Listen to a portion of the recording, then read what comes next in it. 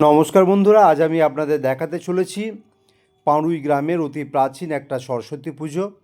আর এটা দেখছেন, এটা একটা প্রাচীন শিব মন্দির, যেটা লক্ষণ সেনের আমলে ছোট ইটের তৈরি।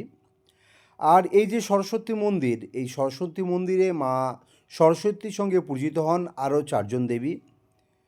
এখন প্রশ্ন, এই চারজন দেবী কারা?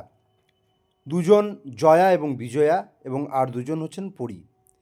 জয়া এবং বিজয়া প্রাচীন শাস্ত্র মতে হলেন বৈকুণ্ঠের রক্ষী। তাহলে তারা মা সরস্বতীর সঙ্গে কেন?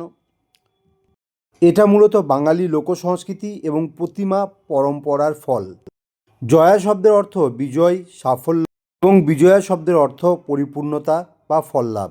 মা সরস্বতী যেহেতু বিদ্যা, বুদ্ধি এবং শিল্পের দেবী, তাই তার সঙ্গে প্রতীক হিসাবে জয়া এবং বিজয়া পূজিত হন। ভিডিওটি কেমন লাগলো কমেন্টে জানাবেন এবং লাইক শেয়ার করবেন।